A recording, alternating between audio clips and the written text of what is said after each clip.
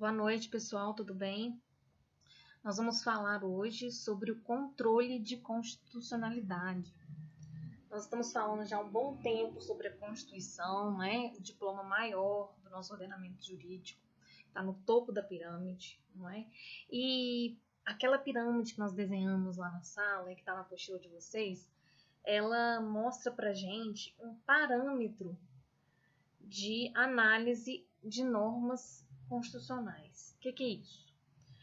A Constituição está no topo da pirâmide, então todos os atos normativos que vierem abaixo dela, né, vão ter que obedecê-la. Isso já havia falado para vocês. Quando a gente tem a Constituição, então, a gente tem um parâmetro para analisar se as leis que estão sendo aprovadas no Congresso, lembrando a vocês, leis como forma genérica, né? Todos os atos normativos aí, emendas constitucionais, medidas provisórias, leis ordinárias, leis complementares, tá bom? Se essas leis são constitucionais ou não. E o que é uma lei inconstitucional? Né? A gente escuta isso muito no jornal, sobretudo ultimamente, a gente está tendo uma avalanche de atos normativos, principalmente medidas provisórias, regulando aí esse momento que a gente está vivendo da pandemia. Né? Então, quando a gente tem um ato normativo, a gente precisa olhar para ele, interpretar as regras que estão nele e analisar.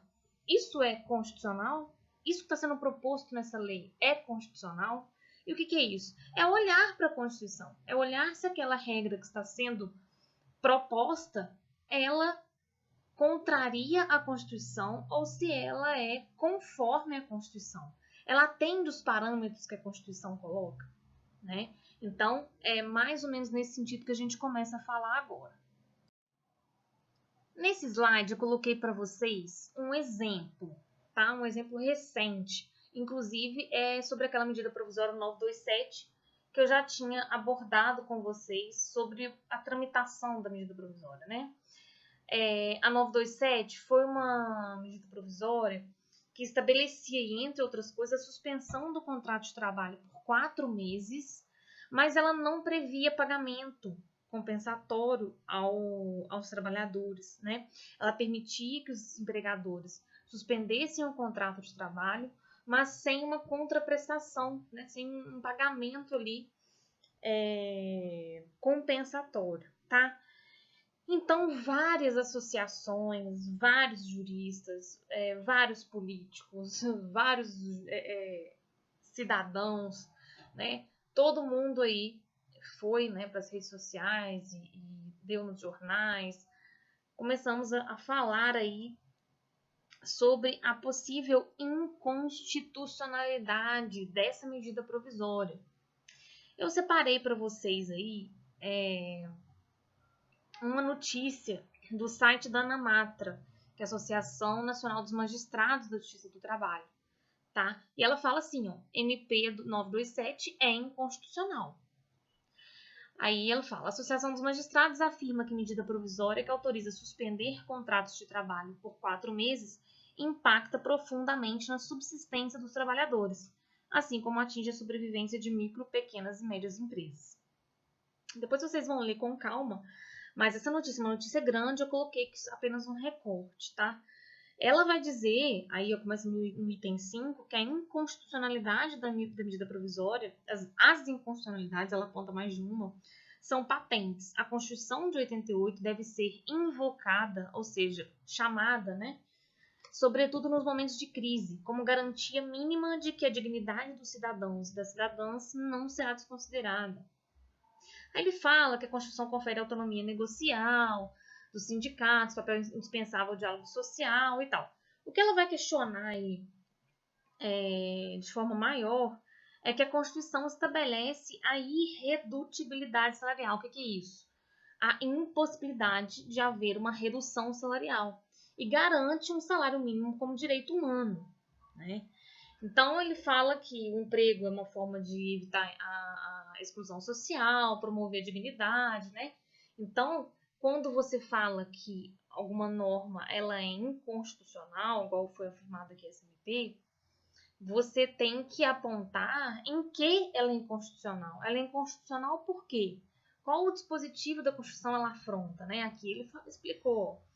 Aqui, gente, é só uma reportagem, tá? É uma opinião aqui dessa associação que pegou várias assinaturas. Já vou mostrar para vocês qual é o caminho correto de alegar essa inconstitucionalidade. E ela disse, isso é inconstitucional porque a Constituição assegura a irredutibilidade salarial como direito social, enfim, várias questões aí. Inclusive, essa parte da MP, né, no outro dia mesmo já foi, pela 928, foi revogada, tá? Então, é mais ou menos isso. Então, isso aqui é para mostrar para vocês como que a gente olha, né? A gente tem vários parâmetros. Primeiro, a gente precisa conhecer a Constituição para saber olhar se uma norma está inconstitucional ou não, né? Então, por isso que a gente estuda o direito constitucional. Mas quando vocês ouvirem agora nos jornais, que está sendo muito comum, ou lerem na internet, essa palavrinha inconstitucional, vocês vão saber entender que há alguma coisa que afronta a Constituição. Esse é o sentido maior que tem que ficar para a gente nesse momento aqui. No próximo slide eu vou mostrar um esquema, né, um mapa mental de como são feitos esses controles de constitucionalidade. Bom, vejam bem, eu peguei um mapa mental, peguei na internet, tá? Procurei buscar um mapa mental mais resumido, porque essa matéria do controle de constitucionalidade ela é muito ampla, muito extensa, com muitos detalhes, tá? Então, eu peguei desse site, está escrito aí embaixo, tá tudo mapeado, tá? Tá tudo mapeado.com. Então, o que acontece? A gente tem aí, ó, em rosa e em roxo, os dois momentos em que um controle de constitucionalidade pode acontecer, né? O momento preventivo, a palavra já nos dá uma dica, né? Preventivo vem de prevenção, tá? E repressivo vem de repressão. Isso aqui, o parâmetro de dizer se é preventivo ou repressivo é a norma entrar em vigor, né? Quando eu já tenho a norma, a lei existente no ordenamento jurídico, o que é isso? Quando ela já foi aprovada pelo Poder Legislativo, ela entra no mundo jurídico e começa a produzir efeitos. Então, se o controle for acontecer depois que essa norma foi aprovada, ele é chamado de repressivo. Se esse controle de constitucionalidade acontece antes dessa norma entrar em vigor, antes dela ser aprovada lá naquele processo legislativo, ele é chamado de preventivo, tá? Então, vamos ver que são esses modos de controle, preventivo e repressivo, né? Desde o começo, quando eu comentei com vocês sobre o processo legislativo, eu falei para vocês, quando a lei, o projeto de lei entra no Congresso, ele vai para a CCJ, né? Que é uma comissão de controle de constitucionalidade e justiça. Ali, uma equipe menor de parlamentares já analisa se aquela lei ela é inconstitucional ou não, né? Então, o projeto de lei começa a andar e passa pela CCJ. Então, no controle preventivo, eu tenho que os três poderes, legislativo, executivo e judiciário, podem ser chamados a fazer esse controle de constitucionalidade. Como é que o legislativo faz o controle preventivo? Por meio da CCJ, a Comissão de Constituição e Justiça. Ela analisa, essa lei que quer suspender os contratos de trabalho, essa medida provisória que quer suspender os contratos de trabalho sem pagamento, ela é constitucional? Vamos olhar se ela é constitucional. Eles estudam, avaliam, debatem, né? E ali, se eles já falam, não, ela é inconstitucional, eles nem prosseguem com o projeto de lei, né? A gente viu isso lá no caminho do processo legislativo. Aí, ele já tira de andamento, nem anda, nem caminha, porque ele tem inconstitucionalidade, ele não pode prosseguir, tá? Depois, se ela passa pela CCJ, porque existem muitas leis inconstitucionais, né? Não é porque uma matéria é inconstitucional que ela não vai passar de jeito nenhum pelo crivo da CCJ, né? São análises, são interpretações e muitas vezes vontade política. Então, às vezes, passa mesmo que seja inconstitucional, tá? E aí, depois ela cai lá no controle repressivo.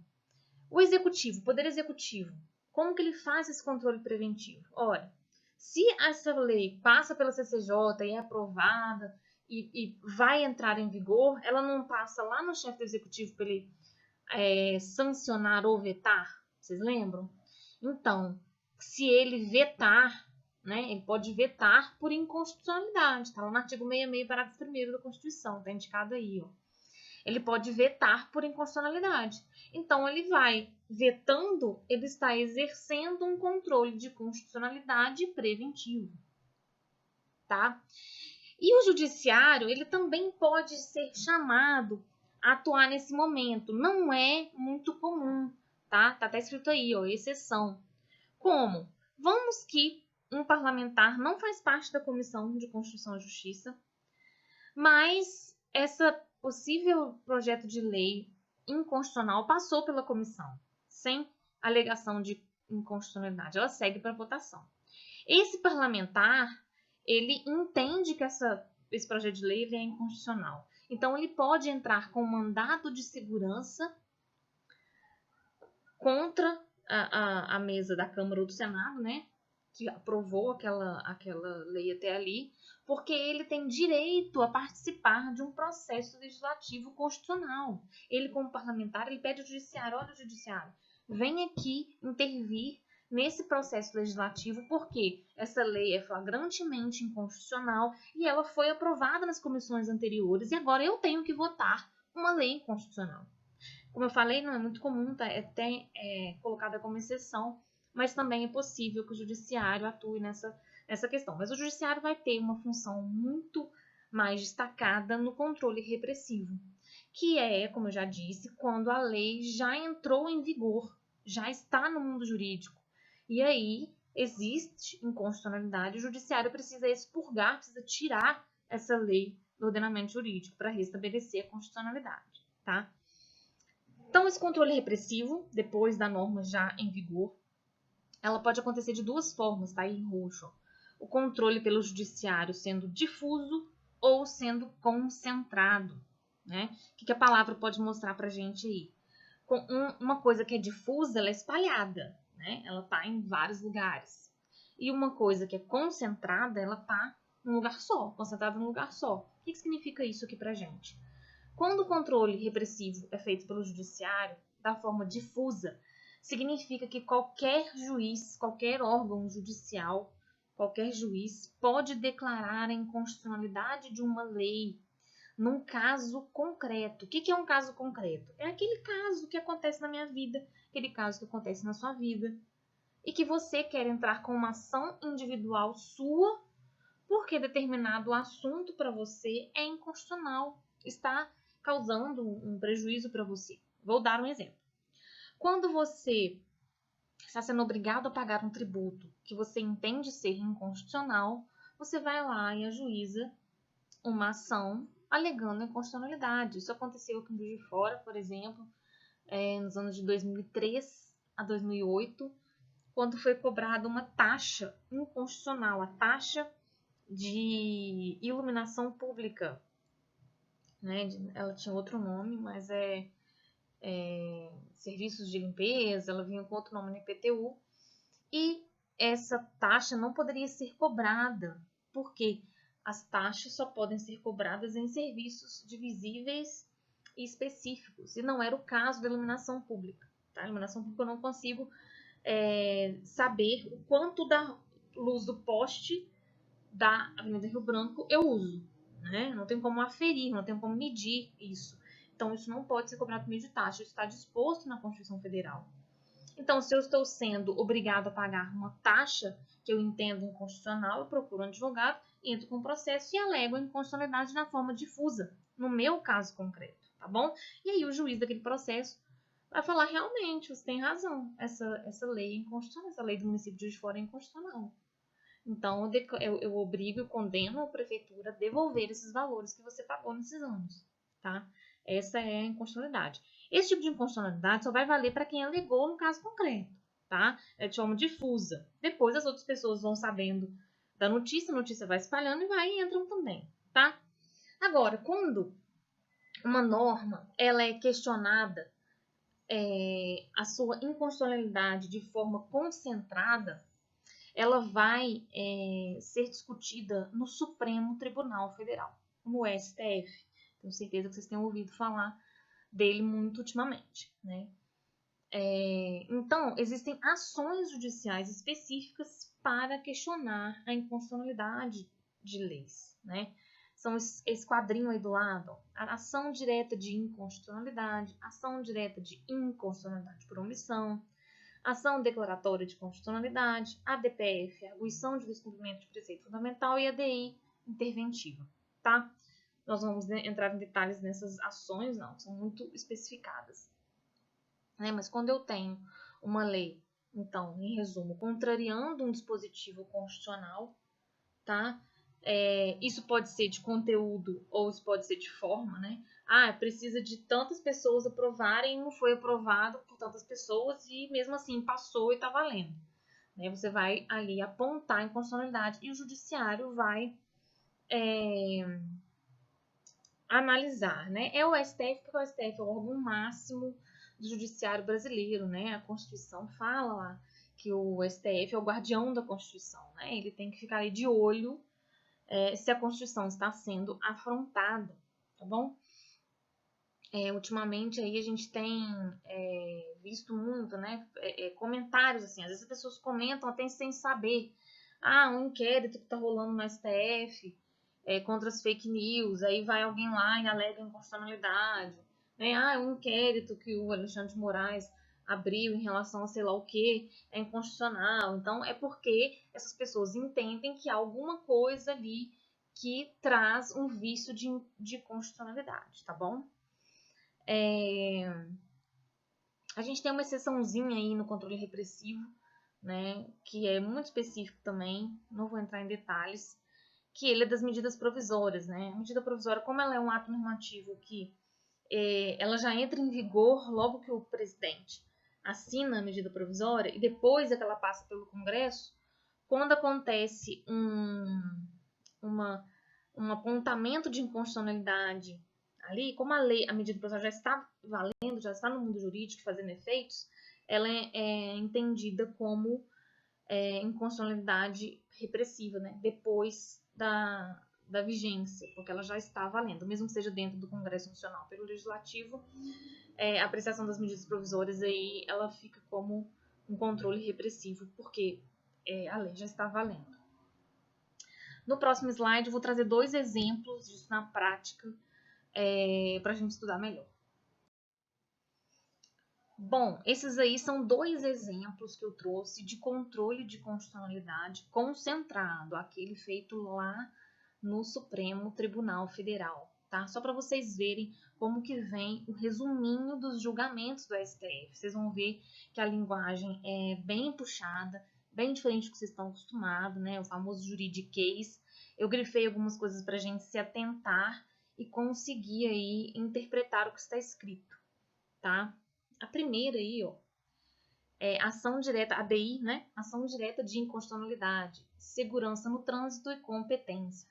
Já vem trazendo aí uma ideia do assunto, que é segurança no trânsito e competência, né? Competência é o quê? Aquela atribuição de alguém, né? Vocês vão ver muito aí, o pessoal da administração, o que é competência de alguém? É a atribuição que é dada a alguém, né? Então, quem que é competência para falar sobre segurança no trânsito? Vamos ver. O plenário aqui é o STF completo, tá? Os 11 ministros. Quando a gente fala plenário de um tribunal, é uma reunião com todos os ministros que compõem aquele órgão. Né? Todos os juízes que compõem aquele órgão. No caso do STF, eles são chamados de ministros, temos 11. O plenário julgou procedente, ou seja, né, concordou, julgou que procede um pleito é o quê? Um pedido formulado em ação direta de inconstitucionalidade.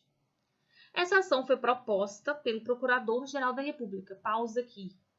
Quem que é o Procurador-Geral da República? A sigla aí que a gente vê aí por aí, PGR, tá? É o Augusto Aras, né? Vocês têm ouvido falar dele aí também. Augusto Aras pediu aí para investigar o Sérgio Moro, né? Investigar as afirmações do Sérgio Moro. Então, PGR, ele é o assim, a grosso modo, né, o chefe do Ministério Público Federal da União, tá? Ele participa das reuniões, né, dos julgamentos do STF, sentado lá do lado do presidente do STF, tá bom? E ele é o chefe do Ministério Público. Quem que é o Ministério Público? É o órgão de acusação, entre aspas, tá? Dentro do direito. Aquele órgão que fiscaliza, né? Se a gente tem um crime, é ele que vai acusar o réu, não é? Tem um advogado de defesa e o promotor. Aí a gente tem um promotor de justiça aqui embaixo, né? Aqui embaixo que eu digo no Justiça Estadual. E a gente tem os promotores, aí, os procuradores da República, né? Chamam procuradores quando é federal. E esse chefe de todo o Ministério Público, tá? É o procurador. Então, olha só, a gente tem uma ADI, uma ação direta de inconstitucionalidade, que foi proposta pelo PGR, pelo Procurador-Geral da República, contra a Lei 10.521 de 95 do Estado do Rio Grande do Sul. Ele pegou uma lei do Rio Grande do Sul, achou que tinha alguma coisa nela ali inconstitucional e entrou com uma ADI perante o STF. Para quê? Essa lei estabelece a obrigatoriedade do uso de cinto de segurança nas vias urbanas do Estado do Rio Grande do Sul e proíbe menores de 10 anos de viajar nos bancos dianteiros de veículos, né? Os menores de 10 anos com dores para andar no banco da frente, né? Então, ele proibiu, né, que crianças menores de 10 anos viajem nos bancos dianteiros e estabeleceu a obrigatoriedade do uso de cinto de segurança. Essa é uma lei estadual, ele falou ali, ó, na segunda linha, contra a Lei 10.521 do Estado do Rio Grande do Sul. Aí prossegue assim, ó. Asseverou-se, o que asseverou-se? Afirmou com firmeza, né? Ele afirmou, né? Foi afirmado pelo plenário, ó lá. Asseverou-se, ele remete ao sujeito que é o plenário. Haver inconstitucionalidade formal, olha o vício que ele apontou. Olha, ele apontou que há uma inconstitucionalidade formal, quer dizer, de forma, por ofensa ao artigo 22, inciso 11 da Constituição Federal. O que fala esse artigo? Ele dispõe sobre a competência privativa da União para legislar sobre trânsito e transporte.